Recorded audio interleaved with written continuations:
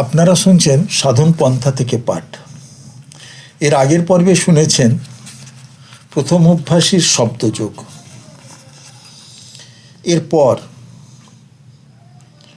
ছিল প্রথম অভ্যাসীর স্বাধ্যায়, গুরু স্তোত্র, প্রণাম স্তুতি, ব্রহ্মস্তোত্র, প্রণাম ও সমর্পণ মন্ত্র, প্রার্থনা ও ভজন, শান্তি মন্ত্র, নিত্যক্রিয়া, নাম ও মন্ত্র রহস্য,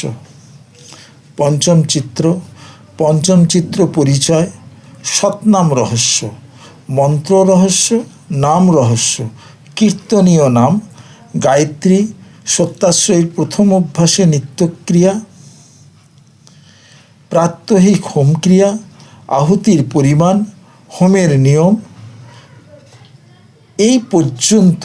অর্থাৎ ধ্যান পরিস্ফুট না হইলে কি করিবে, এইখান থেকেই আজকের পর্ব শুরু করব। তাহলে আজকে পাঠের বিষয় হচ্ছে ধ্যান পরিস্ফুট না হইলে কি করিবে। যদি স্তুতি পাঠান্তে ধ্যান পরিস্ফুট না হয়, চিত্ত স্থির না হয়, তবে নয়ন মুদ্রিত অবস্থায় প্রার্থনা করিবে, যথা: হে পরম দয়াল, পরম পিতামাতা, হে বিশ্বগুরু, আমি স্বীয় কর্মদোষে চঞ্চল বুদ্ধি, অস্থির মনা হইয়াছি, ইন্দ্রিয় দোষবশত মায়া প্রপঞ্চে আসক্ত বহির্মুখ হইয়া পড়িয়াছি। হে সদ্গুরু, করুণানিধান, কৃপাপূর্বক আমাকে আকর্ষণ করুন। আমার বদ্ধ স্বভাব দূর হউক, আমার আত্মশক্তি প্রবুদ্ধ হোক, আপনাতে আমার অটল প্রেম প্রতিষ্ঠিত হোক, আমার ধৃতি ও বিশ্বাস দৃঢ় হোক। হে সপ্রকাশ সত্যস্বরূপ, আপনার নির্মল প্রকাশলোকে আমার গতি হউক, আপনার সৎনাম আমার অন্তরে ধ্বনিত হউক, আপনার স্বরূপ আমার ধ্যানে বিকশিত হউক, আমার কৃত অপরাধ মার্জনা করিয়া, অবাধ্যতা মার্জনা করিয়া শরণাগতের প্রতি প্রসন্ন হয়ুন। প্রার্থনা করিয়া বিগলিত চিত্তে শ্বাস প্রশ্বাসের সহিত তালে তালে উপদিষ্ট প্রণালীতে যেভাবে গুরু দেখিয়ে দিয়েছেন নাম স্মরণ করিতে থাকিবে এবং তৃতীয় তিলে লক্ষ্য স্থির রাখিবে, ইহাতেই ধ্যান দৃঢ় হইবে।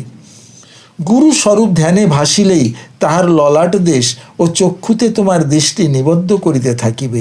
যতক্ষণ স্বরূপ ভাসে ততক্ষণই দর্শন করিবে, ধ্যান ত্যাগ করিবে না। স্বরূপ অন্তর্হিত হইলে ধ্যান ত্যাগ করিবে। এই সময় প্রায়ই তন্ময়তাবশত নামস্মরণ ও শ্বাসের গতি আপনা আপনি রুদ্ধ প্রায় হইয়া যায়।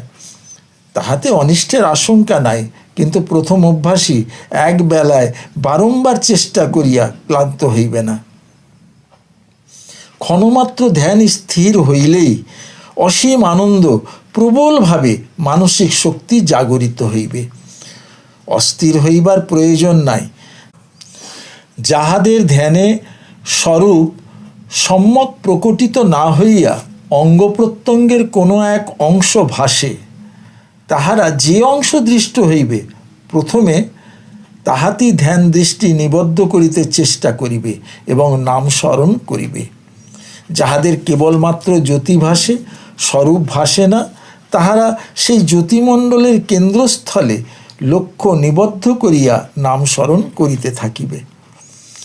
যাহাদের জ্যোতিও ভাসে না, তাহারা গুরু উপদিষ্ট লক্ষ্য কেন্দ্রে মনস্থির করত গুরুর প্রতিকৃতি দর্শন করিয়া গুরু স্মরণ করিতে চেষ্টা করিবে এবং নাম স্মরণ করিবে। মনে রাখিও, যে পর্যন্ত গুরুর প্রতি অকপট অনুরাগে স্থাপিত না হয় সে পর্যন্ত ধ্যান সম্যক স্ফূর্তি পায় না। ঐকান্তিক অনুরাগ অর্থাৎ কামনার লেশমাত্র বর্জিত প্রেমই সমস্ত সাধনার মূল। এই সমস্ত প্রণালী অবলম্বনে অধ্যাবসায় করিলেও যদি মন স্থির না হয়, ধ্যানে আনন্দ না হয়, অবিলম্বে গুরু সাক্ষাৎকারের জন্য সত্যায়তনে যাইয়া বিশেষ উপদেশ গ্রহণ করিবে। অগ্রে পত্র দ্বারা অবস্থিতি সংবাদ জানিয়া লইবে। আজ এই অবধি। ওম সত্যম।